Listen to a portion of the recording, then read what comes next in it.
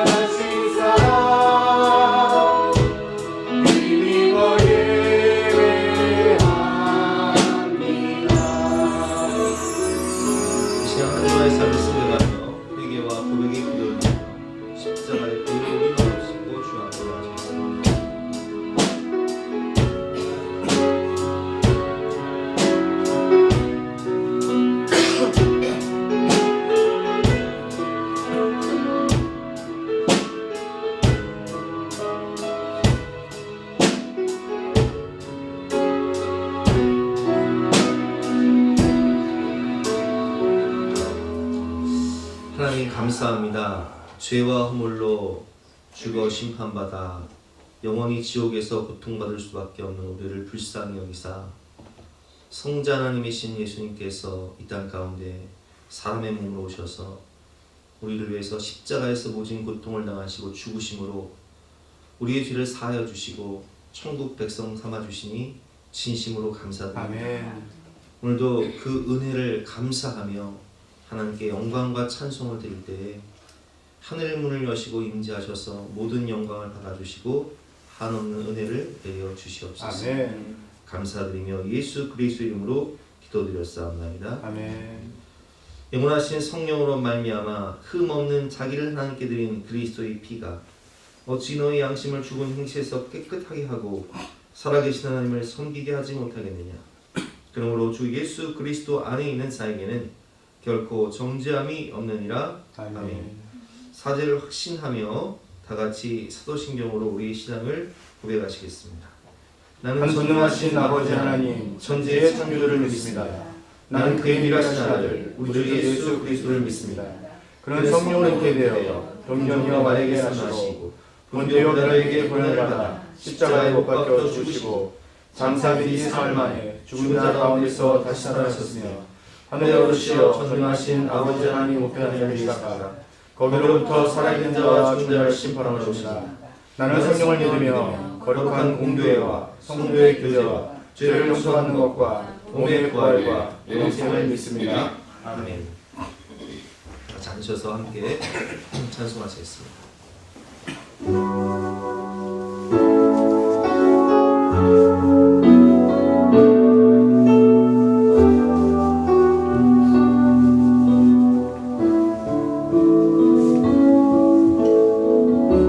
주의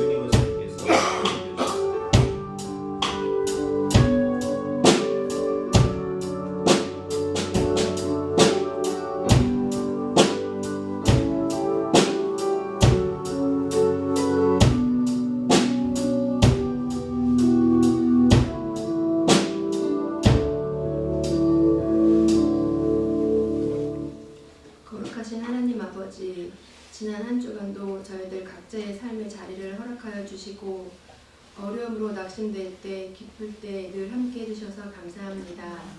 저희들의 작은 일 하나하나까지도 주님께서 주관하셔서 좋은 길로 인도해 주심에 감사드립니다.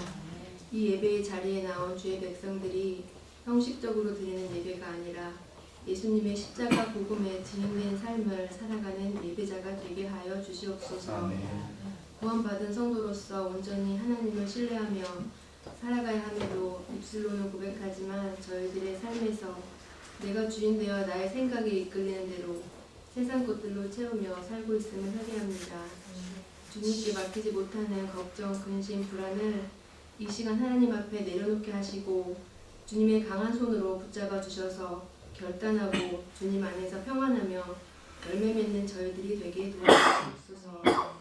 종려주의를 보내며 어린 아기를 타시고 한없이 낮아지신 모습으로 예루살렘에 들어가시는 예수님의 모습에서 우리도 한 주간 겸손과 낮아짐으로 살게 하시고 순종하며 죽음을 맞이하시는 예수님을 생각하며 고난의 의미를 깊이 되새기는 한 주간이 되도록 도와주시옵소서.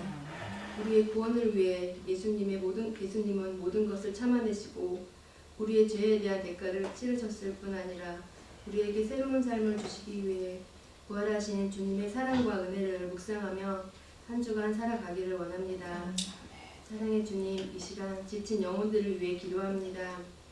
육신의 질병으로 고통받는 분들에게는 치유의 역사가 있게 하시고 물질로 힘들어하는 분들에게는 하루속히 물질의 굴레에서 벗어날 수 있도록 차고 넘치게 부어주시고 마음에 상처가 있는 분들에게는 성령님께서 만나주셔서 다시 일어설 수 있도록 역사하여 주시옵소서.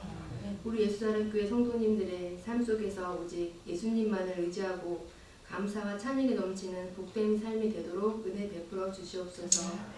우리 예수사랑교회가 하나님께서 세우신 목적과 사명에 따라 하나님의 뜻을 분별하게 하시고 사명을 끝까지 감당할 수 있도록 준비시켜 주시옵소서. 그리하여 하나님의 사랑을 실천하며 점점 성장하는 교회, 성령님이 뜨겁게 역사하는 교회, 부르짖는 기도받아 응답받는 축복의 교회가 되게 하여 주시옵소서. 오늘도 말씀 들고 강단에 서신 임정근 목사님께 주님의 권능의 손으로 붙잡아 주시고 신령한 은혜를 입혀 주시옵소서. 하나님의 말씀을 전하실 때 저희들이 귀를 열어주시고 마음을 열어주셔서 말씀으로 도전받는 귀한 시간이 되게 하시옵소서. 목사님과 사모님의 섬김과 헌신에 합당한 축복을 부어주시고 사역에 지치지 않도록 인도해 주시옵소서. 주님의 복음을 전하시는 선교사님들께도 안전과 건강과 필요를 부족함 없이 채워주시고 하시는 사역마다 길 잃은 영혼들이 돌아오고 은혜의 간증이 넘쳐나며 사역이 잘 이어갈 수 있도록 인도해 주시옵소서. 우리의 영원한 생명이 되시며 부활의 소망 되시는 예수님의 이름으로 기도드렸습니다.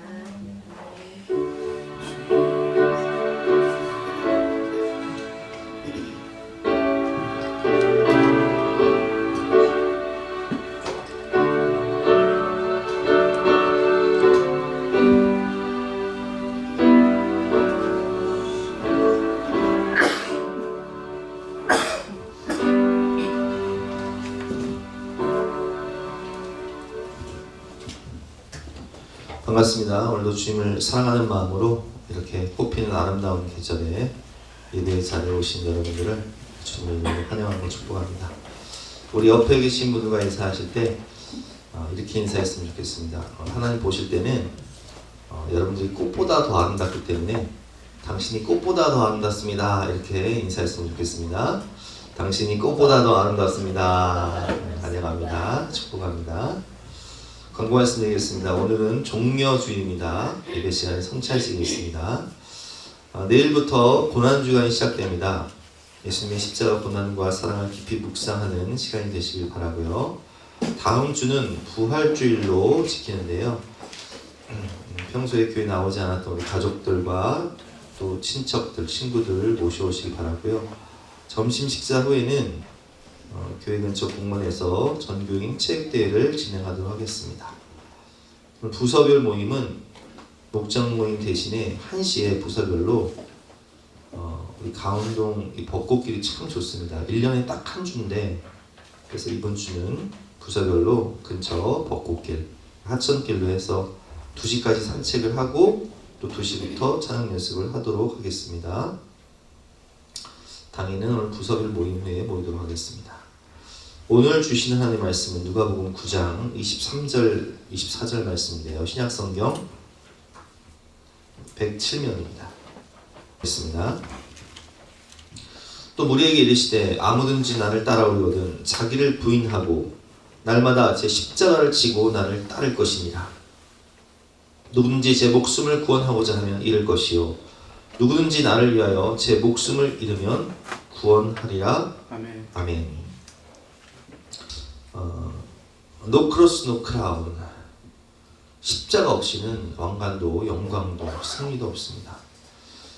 그래서 우리 인생도 마찬가지인 것 같아요. 학생이 미래를 준비하기 위해서 학창시절에 열심히 십자가를 지고 자기 십자가를 지고 열심히 공부하고 미래를 준비하면 나중에 정말 성장했을 때 영광과 승리의 길을 가게 되고, 또 올림픽에 나가는 운동선수들, 또 운동선수들이 정말 자기의 미래를 위해서 열심히 훈련하고, 제가 언젠가 황희찬 선수를 보니까 나 혼자 산다에 나와서 보니까 그 구단에서 식사를 제공하는데 정말 맛있는 그런 뷔페를 이렇게 제공을 해요. 근데 식단 관리하느라고 빵 조각이랑 채소만 먹더라고. 그 모습을 보고서 막 전현무 씨하고 박나래 씨가 너무 안타까워하는 모습을 봤는데 왜 그래요? 식단 관리. 자기 이 운동을 위해서 막 체력도 관리하지만 식단 관리도 이렇게 철저하는 거예요. 그만큼 미래를 위해서 이렇게 지금 힘들지만 어렵지만 준비를 하는 그런 고난의 시간이 있어야 되는 거죠. 또 사업하시는 분들은 어때요? 사업할 때 정말 자기의 모든 청춘과 물질과 시간과 에너지를 다 쏟아붓지 않습니까? 왜 그래요? 고난 없이는, 십자가의 고난 없이는 부활의 영광이 없기 때문에 그렇게 모든 걸 그냥 내 인생을 갈아넣는 거예요. 어머니들이 자녀를 양육할 때 정말 내가 어쩌다 이렇게 아이를 많이 낳아가지고 이런 고생을 할까 이런 생각이 들지만, 그러나 그 자식이라는 십자가를 지고 정말 믿음으로 인내하며 살아갈 때 자녀가 나중에는 내 삶의 가장 큰 영광이 되고 자랑이 되는 거예요. 여러분, 모든 이 공통점이 뭐냐면, 인생의 공통점이 뭐냐면 십자가 후에 부활의 영광, 승리의 멸류관이 우리에게 온다는 거예요. 그래서 오늘은 우리가 성경을 통해서 나의 십자가가 어떻게 나에게 영광이 되는지 말씀을 통해서 함께 배워보도록 하겠습니다. 오늘 3가지 십자가에 대해서 배워볼 텐데요. 첫 번째는 스스로 진 사랑의 십자가, 바로 예수님의 십자가죠. 하나님의 숨결 100면에 보면 이런 글이 있습니다. 기독교의 핵심은 십자가입니다. 예수님은 십자가를 각오하고 예루살렘에 들어가셨습니다. 사람들의 열렬한 환영과 환호에도 예수님은 자신의 사명을 잊지 않으셨습니다. 예수님은 부활을 향해 가는 첫걸음, 곧 십자가 죽음을 위해 예루살렘으로 올라가십니다. 죽으라, 죽는 자만이 부활할 수 있습니다. 온전한 죽음으로부터 거듭남이 시작됩니다. 그리스도인의 새 생명은 십자가 죽음에서부터 시작됩니다. 아멘. 여러분, 예수님께서 예루살렘에, 제가 수요일날 그런 말씀을 드렸잖아요. 예수님이 오늘 종려주일인데, 이 종려주일 예루살렘에 입성하신 그 길은 성지도 예루살렘도 정말 아름다운 꽃들이 많이 펴요. 우리가 오늘 교회 오실 때 이 벚꽃길을 따라서 또 개나리길을 따라서 이렇게 모두 교회에 오셨을 텐데, 그 아름다운 꽃길을 우리는 친구들과 함께, 가족들과 함께 여행을 다니고 나들이를 가지만, 예수님은 이 아름다운 계절에 그 꽃길을 따라 예루살렘에 죽으러 가시는 거예요. 왜? 하나님의 본체이신 그 전능하신 하나님이신 예수님이 왜 예루살렘에 죽으러 가십니까? 우리를 구원할, 우리의 죄를 사해줄 수 있는 다른 길이 있다면 종교다원주의처럼 다른 어떤 수행이나 노력과 어떤 열심과 율법, 다른 구원의 길이 있다면 그 길로 가라고 했을 거예요. 여러분 생각해 보세요. 의학적으로 다른 길이 있다면 왜 목숨을 걸고 간을 반 띄어서 기증해 주냐고요. 다른 길이 있다면 그냥 약물 치료하든지 아니면 수술하든지 하지. 왜 의학적으로 내 목숨을 걸고 그렇게 간이나 장기를 띄워주냔 말이에요. 다른 길이 없으니까. 그 사람을 살릴 수 있는 다른 길이 없으니까. 우리를 죄에서 구원할 수 있는 다른 길이 없으니까. 율법에 보면 눈은 눈으로, 이는 이로, 생명은 생명으로 라고 말씀하셨는데 이 죄를 없이 할 수 있는 길은 생명을 생명으로 갚을 수밖에 없는 유일한 길이기 때문에 예수님께서 그 십자가의 길을 가시는 거예요. 그래서 이사야 53장 5절 말씀을 보면 이 부분에 대해서 정확히 말씀하시죠. 그가 찔림은 우리의 허물 때문이요 그가 상함은 우리의 죄악 때문이라. 그가 징계를 받음으로 우리는 평화를 누리고 그가 채찍에 맞음으로 우리는 나음을 받았도다. 우리는 다 양 같아서 그릇 행하여 각기 제 길로 갔거늘 여호와께서는 우리 모두의 죄악을 그에게 담당시키셨도다. 그러니까 예수님이 우리 죄를 그냥 다 짊어지시고 독박 쓰신 거예요. 그래서 예수님은 예루살렘에 죽으러 올라가시는 거예요. 마태복음 26장 39절 말씀이죠. 겟세마네 동산에서 기도하실 때 이르시되 내 아버지여 만일 할만하시거든 이 잔을, 이 십자가의 고난에 쓴 잔, 죽음의 잔을 내게서 지나가게 하옵소서. 왜냐면 예수님도요 인간의 몸으로 오셨기 때문에 그 십자가의 모진 고통, 못 박히고 채찍 맞고 침뱉은 멸시와 조롱, 다 벌거벗긴 수치, 마지막 피 한 방울, 마지막 물 한 방울까지 쏟는 그 갈증과 고통, 죽음을 통과하고 싶지 않으셨던 거예요. 누가 죽고 싶은 사람이 있습니까? 누가 십자가에 못 박히고 싶은 그 고통을 감수할 수 있는 사람이 누가 자원해서 그럴 수 있는 사람은 없는 거예요. 그러니까 이 잔을 그냥 내게서 지나가게 해달라고 기도하시는 거죠. 그러나 다른 길이 없으니까 이 길만이 유일한 구원의 길이니까 나의 원대로 마시옵고 아버지의 원대로 하옵소서 이렇게 두 번 기도하셨어요.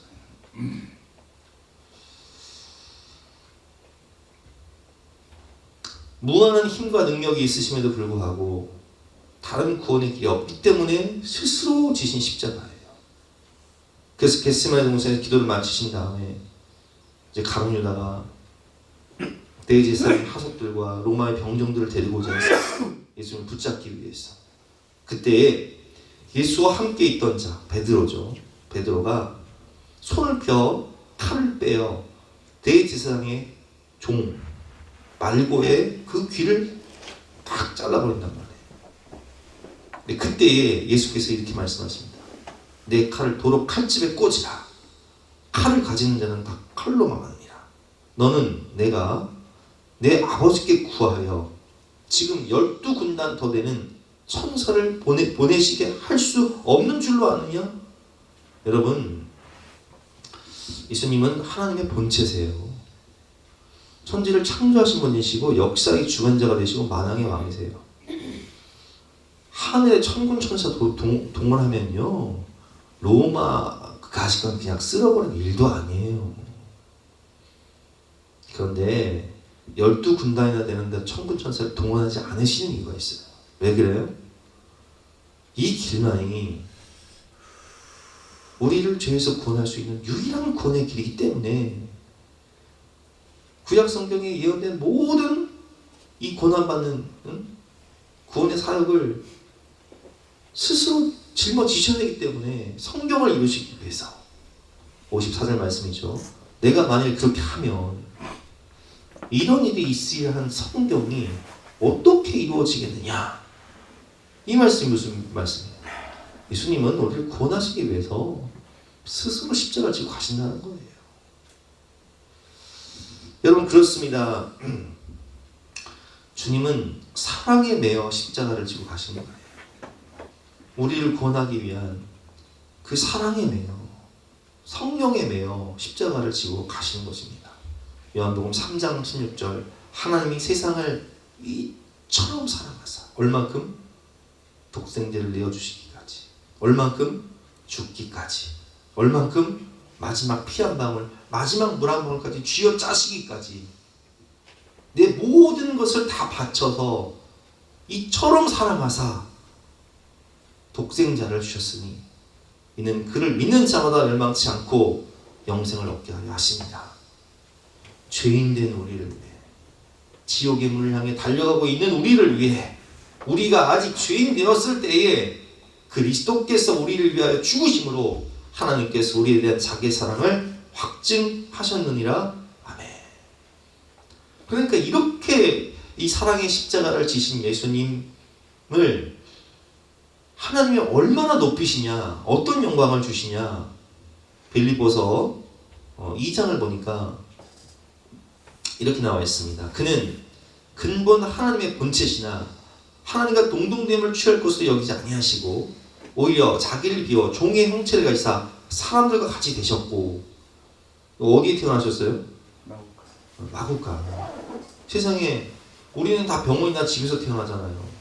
근데 그 냄새나는 마구간, 그 낙고쳐는 마구간 말구에 누이셔서 예루살렘에 입성하시는데 백만 타고 입성하시는 게 아니에요.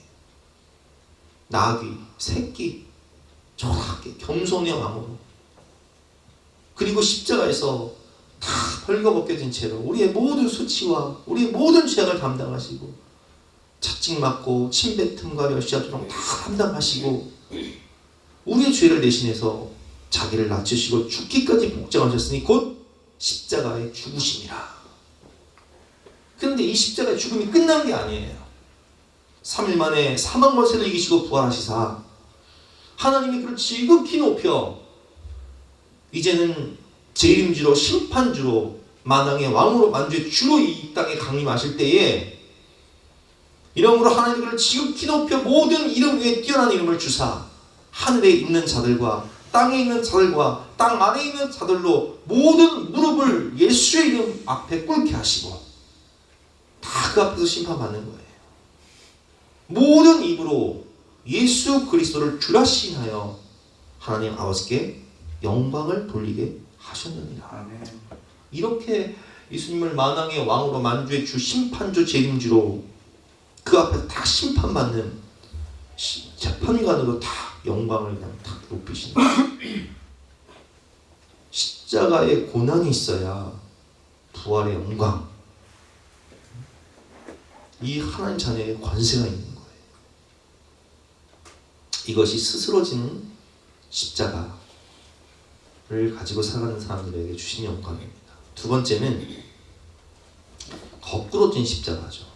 거꾸로 진 십자가. 주님 사랑에 매여서, 주님 은혜에 감사해서 거꾸로 진 베드로의 십자가를 의미합니다. 요한복음 21장을 보면 예수님을 3번 부인했던 베드로에게 부활하신 예수님께서 나타나셔서 이렇게 물으시죠. 그들이 조반 먹은 후에 예수께서 시몬 베드로에게 이르시되 요한의 아들 시몬아, 내가 이 사람들보다 나를 더 사랑하느냐? 내가 나를 사랑하냐고 3번을 물으세요. 왜 물으시냐? 이 부분에 대해서 이제 3번 물으신 다음에 예수님께서는 베드로의 사명, 그 사랑을 회복시켜 주시고 사랑의 회복과 동시에 사명을 회복시켜 주세요. 그리고 18절과 19절에서 이렇게 말씀하십니다. 내가 진실로 진실로 내게 이르노니 내가 젊어서는 스스로 띠뛰고 원하지 않는 곳으로 다녔거니와 늙어서는 내 팔을 벌리니 남이 내게 띠띠우고 원하지 아니하는 곳으로 데려가리라. 이 말씀을 하심은 베드로가 어떠한 죽음으로 하나님께 영광을 돌릴 것을 가리키심이더라. 여러분, 예수님은 이미 베드로가 성령과 사랑에 매여 말씀에 매여 복음 전하다가 로마에서 거꾸로 십자가에 못 박혀 죽게 될 것을 아셨어요. 그래서 그가 어떻게 이 말씀을 하시면 베드로가 어떠한 죽음으로 하나님께 영광을 돌릴 것을 가리키심이라. 다 알고 계셨다. 하나님의 숨결 103명이죠. 예수님은 부활하신 후 베드로를 찾아가셨습니다. 예수님을 3번 부인한 베드로에게 내가 나를 사랑하느냐 하고 3번 물으십니다. 예수님은 과거 사건으로 발목을 잡을 시선들과 스스로의 수치로부터 베드로를 건져주셨습니다. 예수님이 친히 베드로에게 손을 내밀어 사랑의 관계를 회복시켜 주심으로써 베드로는 사명을 회복할 힘을 얻게 됩니다. 예수님은 사랑으로서 베드로의 열정을 바로잡아 주십니다. 베드로는 이로써 십자가에 거꾸로 못 박히기까지 하나님의 소원을 이루는 사람이 되었습니다. 아멘. 여러분 그렇습니다. 주님은 3번 부인했던 베드로에게 3번 사랑을 고백하게 하심으로 그 모든 죄를 과거의 아픔을 다 덮어주세요. 자괴감, 죄책감을 다 덮어주세요. 그리고 그의 열정, 그의 사명을 회복시켜 주시고 너는 나를 위해 죽고 너는 나를 위해 살고 너는 나를 위해 십자가에 거꾸로 못 박히게 될 것이다. 이렇게 말씀하시는 것이죠. 그래서 베드로는 주님 은혜에 감사해서 열정이 회복되고 사랑이 회복되고 사명이 회복되어서 그 은혜에 보답하고자 거꾸로 진 순교의 십자가를 지게 됩니다. 네로 황제의 박해 시대에 기독교를 박해하는 그 강도가 얼마나 컸냐면 우리가 이제 뭐 영화를 통해서 보셨겠지만 예수 믿는 사람들을요 로마 시내에 그 십자가를 다 길거리에 세워놓고 거기서 사람을 매달아요. 그리고 그냥 그 죽은 사람들을 다 태워요. 그러니까 그 거리, 그 로마의 거리마다 십자가 위에서 화형을 당하는 사람들이 사람이 태워지는 그 기름들이요 즐비했어요. 얼마나 여러분 잔인해요. 그래서 이 로마 네로 황제의 박해를 피해서 베드로가 로마를 탈출할 때 부활하신 예수님을 다시 만납니다. 주여 어디로 가시나이까? 커바디스 도미네. 그때 예수님께서 나는 내가 버리고 떠나는 이 로마의 성도들과 함께 고난당하기 위해서 난 로마로 간다. 이렇게 말씀하시죠. 그래서 그 자리에서 베드로가 주님 아닙니다. 제가 하겠습니다. 그래서 로마에 가면 이 코바디스 기념교회라고 있습니다. 코바디스 기념교회 안에는 예수님과 베드로가 만난 그 장소에 세워진 교회인데 그 발자국이 있어요.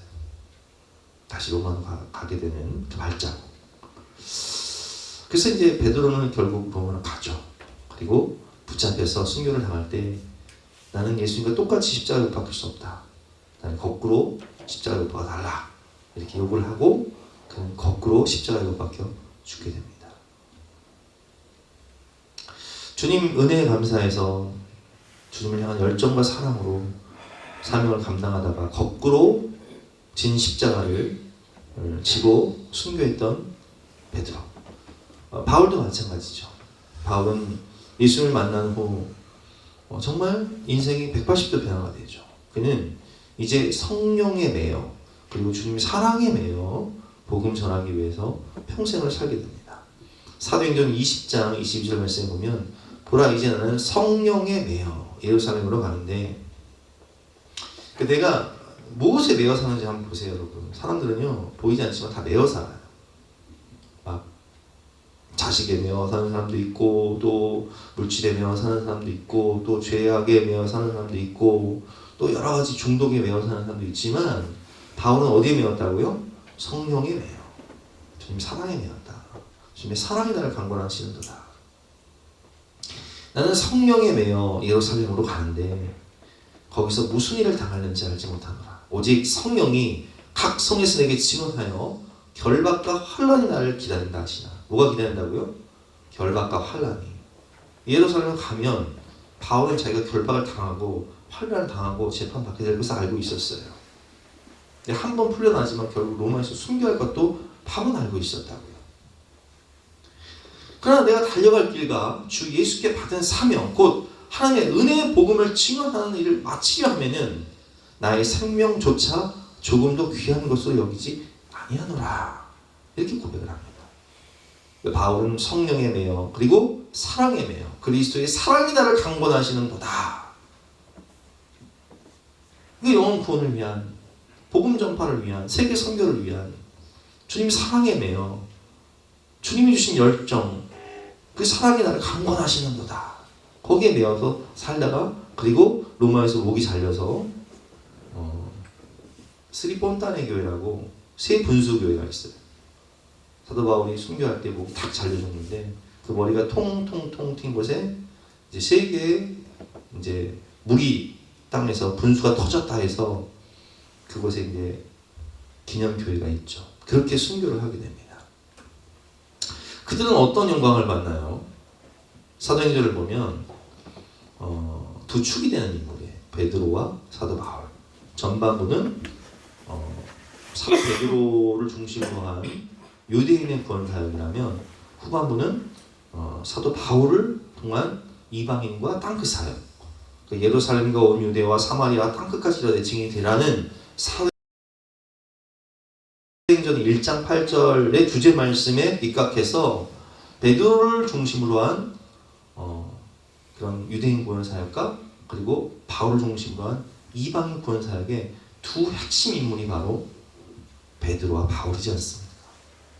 그래서 제가 성지가 좋다 영상을 여러분들에게 많이 보여드렸지만 막 바울 베드로가 간 곳곳마다 심지어 잠깐 내린 항구마다 그 바울 기념교회가 있고요. 베드로 기념교회가 있지 않습니까? 로마에 가면 아주 두 개 큰 성당이 있어요.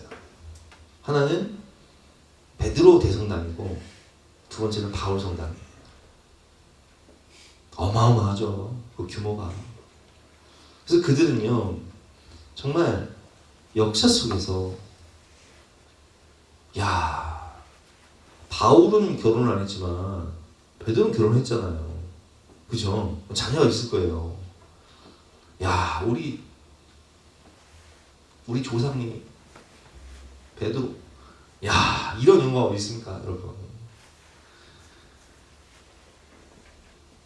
하나님이 그들을 지극히 높여주세요. 이렇게 이 거꾸로진 십자가를 진 하나님의 백성들에게 하나님은 그 인생을 그 후손들을 그 가문을 아주 그냥 지극히 높여주신다니까요. 그럼 바울이요 이렇게 십자가 지는 인생이 아니었다면 아마 잘 먹고 잘 살았을 거예요. 왜냐하면 그런 길리기아 다소에서 무역하는 아버지 밑에 자랐고 유학 가가지고 가말리엘이라는 당대 최고의 랍비의 직속 가장 총애를 받는 그래서 이 사녀들인 공예원의 차기 의장감이었잖아요. 명예, 권세, 부귀, 영화 모든 걸 다 누리고 살았을 거예요. 그러나 바울이라는 이름을 기억하는 사람은 한 사람도 없을 거예요. 아마 예수 믿는 사람들 잡아 핍박하다가 지옥에서 영벌을 받았을 거예요. 그러나 그가 예수님 부활하신 예수님 만나고 변화되어서 역사 속에서 성경 속에서 정말 하나님 나라를 위해서 이렇게 위대하게 쓰임받는 이름이 되고 우리 베드로 형님 갈릴리 호수에서 고기나 잡던 어부 인생이 물론 그 어부 생활도 뭐 괜찮죠. 임집사님이 언제나 저한테 그러더라고요. 베드로가 내버렸던 배도 상당한 비싼 배였을 거라고. 그렇잖아요. 배가 얼마나 비싼 줄 아세요? 몇 억씩 해요 지금도. 잘 먹고 잘 살았겠지만 그러나 여러분 그 인생이요 십자가를 진 인생 비교가 안 되는 거예요. 2000년이 지난 지금도 그 이름이 얼마나 위대한 이름이 됐습니까? 성경에 여러분 생각해보세요. 루디아 한 번 나와 한 번. 근데 루디아 살던 그 지역 가면 루디아 기념교회에 있어요. 아이고 대단하지 않습니까? 근데 뭐 루디아랑 베드로가 비교가 됩니까? 비교가 안 되죠. 복음서의 중심 인물이고 사도행전 중심 인물이고 베드로 전서를 썼고 사도 바울은 신약 성경의 반을 집필한 사람인데 비교가 안 되는 거예요. 신앙군에 가면 이 증도라는 그곳에 문중경 전사님 기념 그 기념관이 있는데 문중경 전사님은 여러분 많이 아시겠지만 정말 거꾸로 십자가 지신 분이에요. 그분은 증도에서 정말 서방 맞고 평생을 복음 전하면서 영혼권하며 살다가 6.25가 터져서 목포로 피난 갔을 때 제자들이 붙잡혔다는 소식을 듣고 제자들을 살리기 위해서 스스로 자기가 증도에 들어갑니다. 그래서 그 뻘밭에서 공산군들에 의해서 죽창과 또 총으로 순교를 당할 때 딱 한 가지를 부탁해요. 어미닭인 내가 왔으니 새끼들은 풀어줘라. 그 부탁하고 왔어요. 그래서 지금도요, 증도는요, 우리나라에서 유일하게 복음화율이 90%가 넘는 지역이 바로 신안군, 전남 신안군 증도. 그래서 거기서 배출된 이 문중경 전사님의 그 영성, 순교적인 영성을 이어받아서 배출된 한국교회 기라성 같은 목사님들이 많죠. 대표적으로 CCC의 김중건 목사님. 이런 분들이 다 이쪽 출신이에요. 여러분, 십자가의 고난 없이는 이 부활의 영광, 승리, 멸류관이 없는 거예요. 세 번째는 억지로 진 십자가죠. 억지로 진 십자가 누구예요? 우리가 너무 잘 알죠. 구레네 시몬. 마태복음 27장 32절 말씀. 나가다가 시몬이라는 구레네 사람을 만나매 그에게 예수의 십자가를 억지로 지어가게 하였더라. 자, 예수님이 이제 겟세마네 동산에서 기도하시다가 목요일 밤에 붙잡히시잖아요. 근데 붙잡히신 다음에 밤새도록 고문을 당하실 때 채찍을 이제 40의 가만매, 40의 한 대 가만매. 왜냐면 율법에 40대를 때리면 사람이 죽기 때문에 39대를 때려요. 근데 이 채찍은 이 뼈 조각과 새 조각이 끝에 달려있기 때문에 이렇게 탁 감아서 때려서 잡아당기는 순간 이 살점이 다 떨어나가요. 그러니까 이 살점이 떨어나간 그 상태에서 물과 피가 쏟아지면 사람의 진액을 쏟는 거예요. 그 상태에서 밤새도록 잠도 못 주무시고 채찍 맞으시고 뭐 못 잡수시고 그리고 이제 그 골고다 언덕길을 십자가를 지고 올라가야 되는데 이 구원을 이루기 위해서 올라가야 되는데 너무 힘들면요 못 일어나는 거예요. 막 채찍에 맞아 쓰러지고 막 쓰러지고 또 쓰러지니까 탈진 상태가 돼가지고 십자가를 못 지고 하시는 거예요. 근데 로마 법이 우리 성경에 보면 이제 이런 구절이 있잖아요. 오리를 가져가면 신리를 가라. 로마 병정들은요 누구든지 오리를 짊어지게 가게 할 수 있는 거예요. 이게 법이에요. 너 이거 짊어지고 가. 오리 가. 그러면 가야 돼요.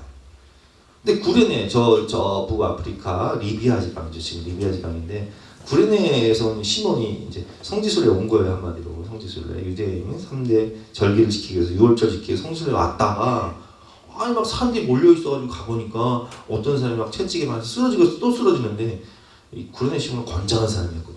그러니까 너 십자가 줘. 내가 왜? 내가 왜? 어? 황당하죠.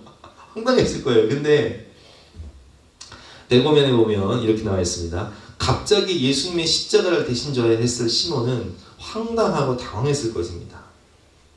그가 십자가를 졌다는 것, 하나님이 구원사에게 그 일을 사용하셨다는 것이 중요합니다. 여러분 보세요. 예수님의 십자가는 인류를 구원한 십자가예요. 누구도 생각하지 못했던 한 사람, 구레네 시몬을 도구로 사용하셨습니다. 그를 하나님 그 구원의 여정에, 인류 구원의 여정에 초청하신 거예요. 너 십자가 왜? 내가 왜?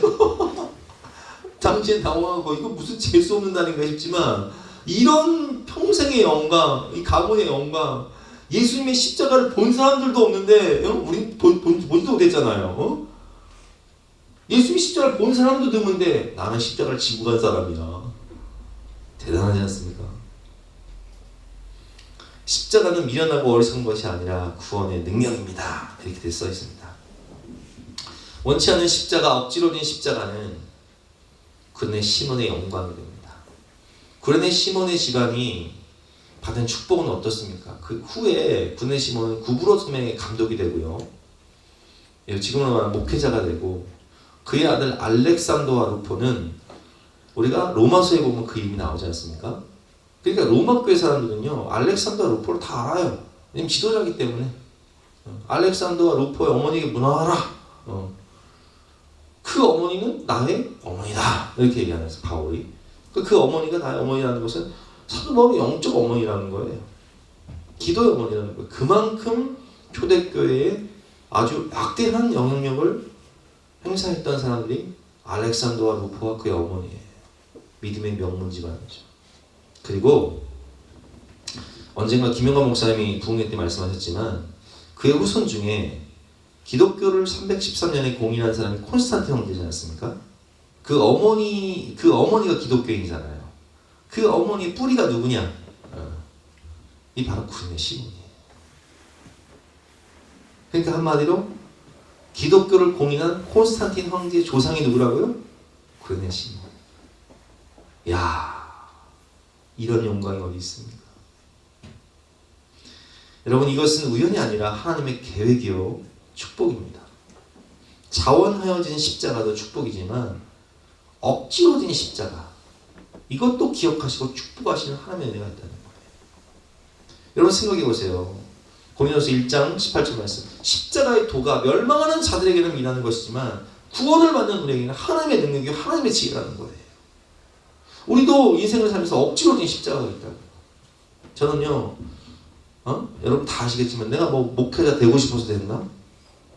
그렇잖아요. 나는 우리 청년들이 가끔 그런 얘기를 해요. 목사님, 저는요 그냥 좀 돈 많이 벌어서요 어머니 아버지 효도하고요 정말 그렇게 살고 싶어요. 돈 많이 벌어서 그냥 장로가 될게요. 아, 내가 그랬다니까. 내가 돈 많이 벌어 장로가 돼가지고 물질 섬기겠습니다. 내가 목회자 되고 싶어서 됐냐고요. 내가 36살에 뭐 그 꽃다운 나이에 내가 사서 내가 교회를 사서 고생하면서 교회를 개척하고 싶었겠냐고요. 그러나 억지로 진 십자가지만 정말 원치 않는 억지로 진 십자가지만 그것이 제 인생에 얼마나 큰 축복인지 몰라요. 그래서 제가 여러분들을 볼 때 이 데살로니가전서 2장을 보면요, 바울이 이런 고백을 합니다. 데살로니가 성도들에게 내가 하나님 나라에 갔을 때 우리의 소망이나 기쁨이나 자랑의 면류관이 무엇이냐? 이게 무슨 얘기냐면 심판대 앞에서 주님이 너 뭐하다 왔냐? 저요? 여기 데살로니가 교회 성도들, 사랑이 넘치고 믿음이 강하고 천국의 소망을 가지고 그 마게도냐와 지금 그리스 일대죠. 마게도냐와 막 그리스 일대에 그 믿음의 좋은 소문을 냈던 이 성도들 보세요. 데살로니가 제가 교회 개척한 교회. 우리의 소망이나 기쁨이나 자랑의 면류관이 무엇이냐? 그가 강림하실 때 우리 주 예수 앞에 너희가 아니냐? 너희는 우리의 영광이요 기쁨이니라. 이렇게 고백하고 있어요. 제가 하나님 앞에 갔을 때 너 뭐하다 왔냐? 주님 좀 아시잖아요. 나의 영광, 나의 기쁨, 자랑. 근데 면류관이 어디 있습니까? 여러분들이지 않습니까? 이것이 저의 축복이라는 거예요. 억지로 진 십자가지만 부족한 저를 통해서 또 예수를 믿고 복음을 듣고 구원받게 된 가정들이 있고 영혼들이 있으니까 내가 하나님 앞에서 나의 자랑이나 기쁨이나 영광이 무엇이냐? 하나님 너희가 아니냐? 억지로 진 십자가가 있습니다. 남편이라는 십자가, 또 자식이라는 십자가, 정말 가정이라는 십자가, 내가 정말 막 벗어버리고 싶은 십자가지만 억지로 지고 가는 십자가, 원치 않는 십자가. 그러나 내가 믿음으로 인내하며 그 십자가를 잘 지고 가면 후에는 그 자식이, 그 남편이, 그 집안이 예수 믿어 구원받아 하나님께 쓰임받고 그들이 내 인생의 가장 큰 자랑의 면류관, 나의 영광의 왕관이 되는 거예요. 아멘. 하늘에서 영원한 영광의 면류관이 되는 것입니다. 믿음의 1세대. 믿음의 1세대들 참 힘들잖아요. 믿지 않는 가정에 시집을 놔. 믿지 않는 가정에 내가 처음 예수를 믿어. 그래서 그 가정을 구원하기 위해서 눈물로 기도하고 사랑으로 섬기며 평생을 그 십자가를 지고 결국은 마침내 그 가정과 집안을 구원해서 천국으로 인도하신 분들의 그 십자가, 억지로 진 십자가죠. 원치 않는 십자가였어요. 그러나 하나님 앞에 봤을 때는요, 그것이 가장 큰 상급인 거예요. 가정과 자녀 집안을 위해서 억지로 된 십자가가 있습니다.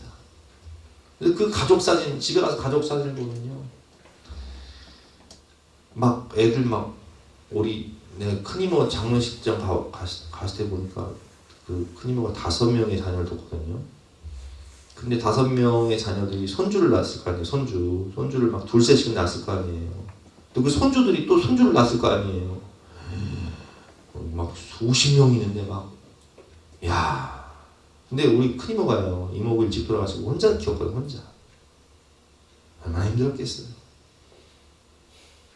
근데 그 후손들이요, 다 내 자랑이요, 내 기쁨이요, 내 면류관인 거예요.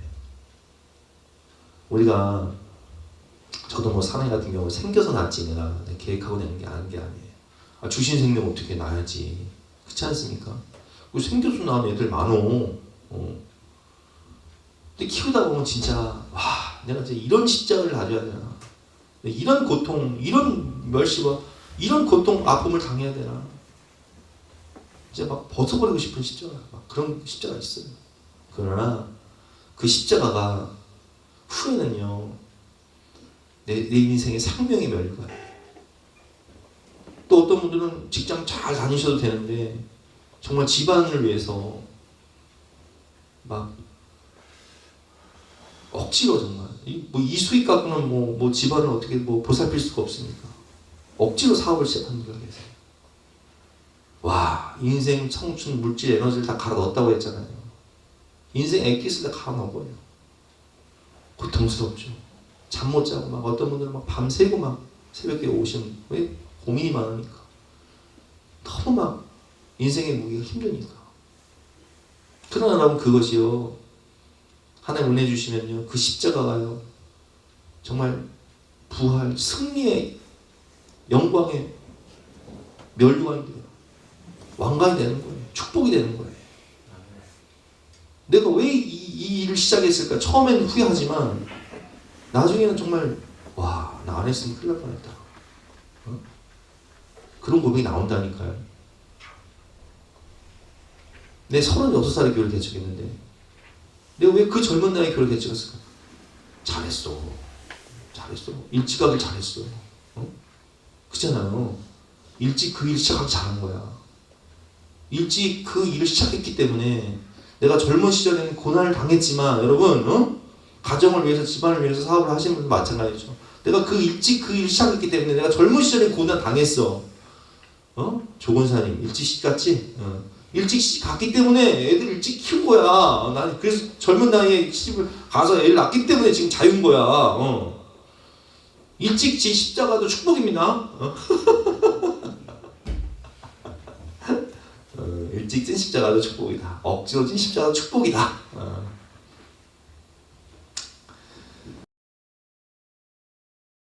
그렇습니다. 교회 직분자로서 참 이렇게, 참 여러분들 보면 참, 제가 그랬잖아요. 여러분들 하나님 보실 때 꽃보다 더 아름답습니다. 왜 그래요?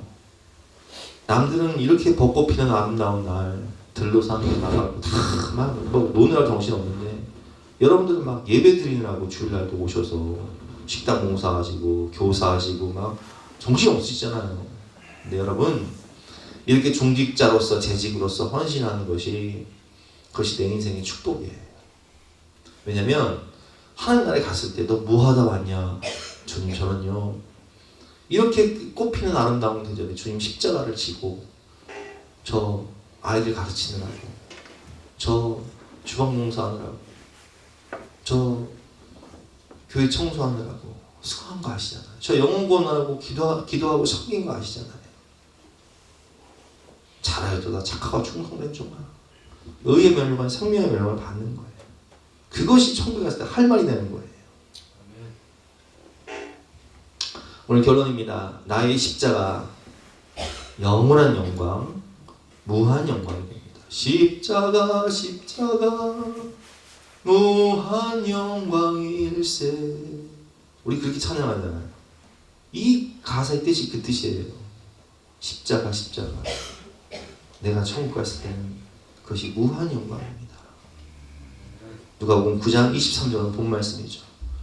아무든지 나를 따라오려거든 자기를 부인하고 날마다 십자가를 지고 나를 따를 것이니라. 누구든지 제 목숨을 구원하고자 하면 잃을 것이요 누구든지 나를 위하여 제 목숨을 구원하면 잃으면 구원하리라. 십자가의 도가 멸망하는 자들에게는 미련한 것이요 구원을 받는 우리에게는 하나님의 능력이라. 아멘. 우리 이 시간 주신 말씀을 생각하면서 십자가 지금은 고통이지만 이것이 나의 무한 영광 영원한 영광이 되게 하여 주시옵소서. 찬송하고 기도하는 시간 갖도록 하겠습니다.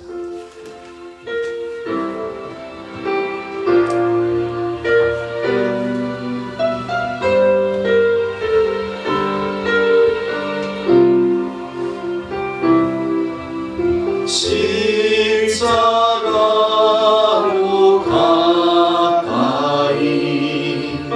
나를 이끄시고 거기 흘린 보혈로 정케 하옵소서. 십자가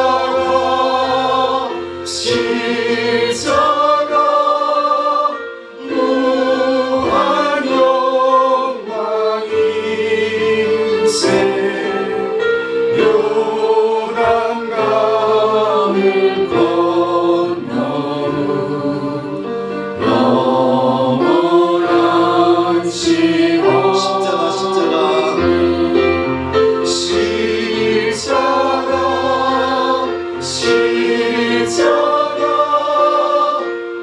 무한 영광일세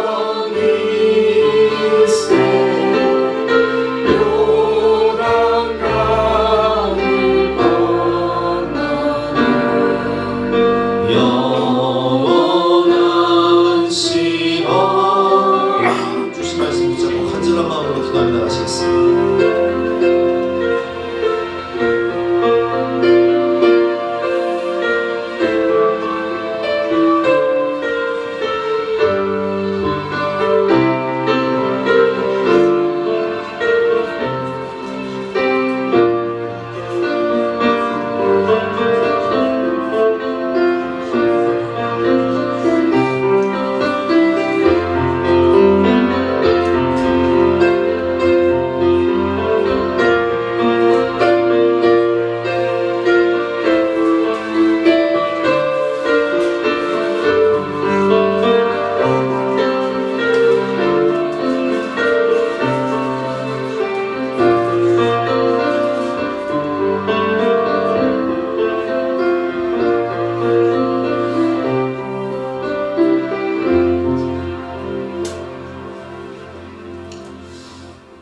우리 송찬식을 고행하도록 하겠습니다. 제정의 말씀 마가복음 10장 45절 말씀인데요. 제가 공부하겠습니다. 인자가 온 것은 섬김을 받으려 함이 아니라 도리어 섬기라고 자기 목숨을 많은 사람의 대속물로 주려 함이니라. 아멘. 여러분 우리가 이렇게 아름다운 날에 주님께서는 33세라는 꽃다운 나이에 우리를 위해서 십자가 대속의 죽음을 감당하시기 위해서 이 아름다운 계절에 예루살렘으로 입성을 하십니다. 우리를 구원하시고 우리에게 영원한 부활의 산소망을 주시기 위해서 스스로 가신 사랑의 십자가의 길, 스스로 가신 구원의 십자가의 길을 가신 것입니다. 그래서 우리도 주님의 길을 따라 내게 주신 나의 십자가를 잘 지고 나아갈 수 있도록 일단 함께 기도하고 이 떡을 받도록 하겠습니다. 함께 기도하겠습니다. 하나님 감사합니다. 우리를 사랑하시되 독생자를 내어주시기까지 사랑해 주시니 감사합니다. 주님이 우리를 사랑하시되 생명을 다하여 마지막 피 한 방울, 마지막 물 한 방울, 모든 것을 쏟아주시니 진심으로 감사합니다. 아멘. 우리 때문에 십자가의 길을 가신 주님의 사랑을 기억하며 우리도 각자의 자리에서 맡겨주신 십자가를 잘 지고 주님 만날 때 영광의 면류관, 승리의 면류관을 다 받게 하여 주시옵소서. 아멘. 예수님의 이름으로 기도드립니다. 아멘. 우리 찬양 예수 나를 위하여 1절만 찬양하도록 하겠습니다.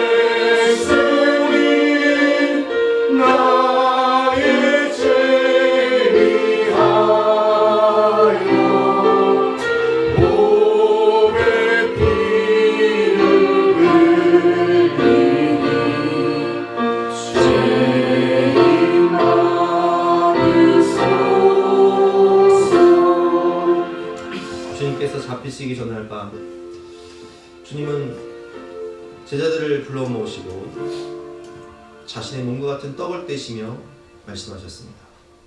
이것은 너희를 위하여 주는 바 나의 몸이니 받으라 먹으라 나를 기념하라 말씀하셨습니다.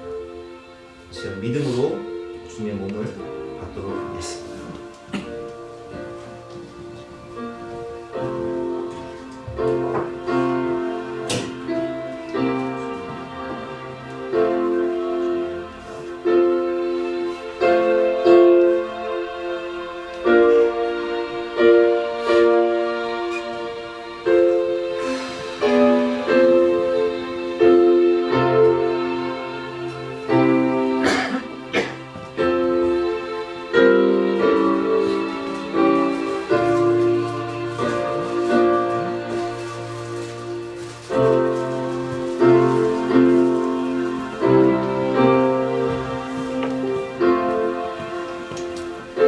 예수께서 이르시되 내가 진실로 진실로 너희에게 이르노니 인자의 살을 먹지 아니하고 인자의 피를 마시지 아니하면 너희 속에 생명이 없느니라.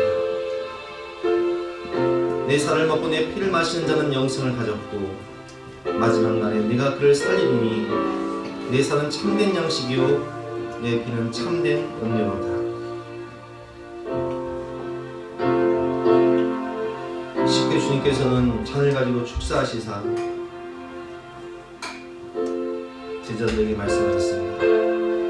이것은 너희를 위하여 주는 바 나의 피, 곧 언약의 피니 받으라 마시라 나를 기념하라. 믿음으로 주님의 피를 받도록 하겠습니다.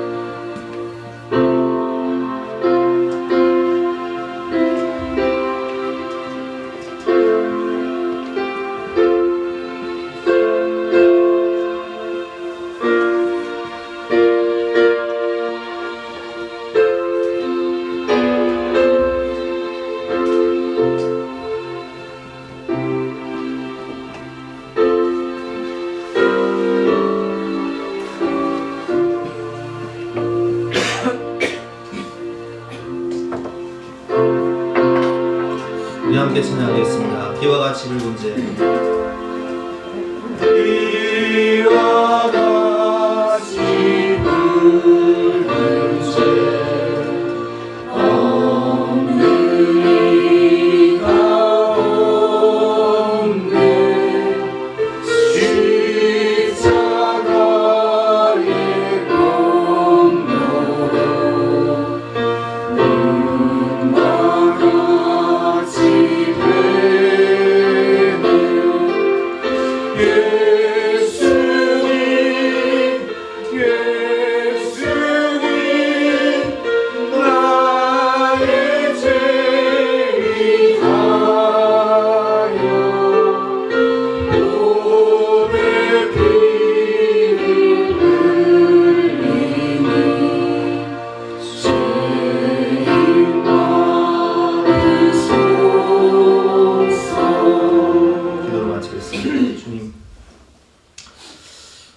지신 십자가가 후에는 우리 삶의 가장 큰 영광을 되게 하여 주시고 십자가를 잘 지고 나아갈 수 있는 믿음과 인내를 허락하여 주시옵소서. 아멘.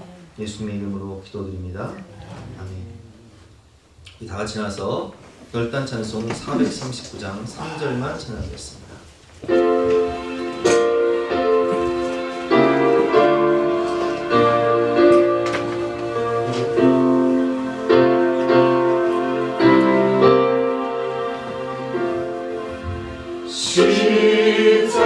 십자가로 가까이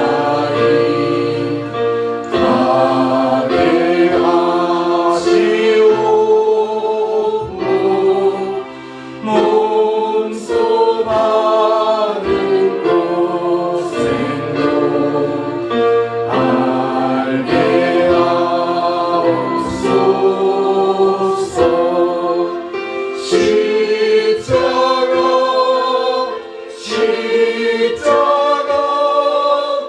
무한 영광일세. 요단강을 건너는 영원한 시험에 감사합니다.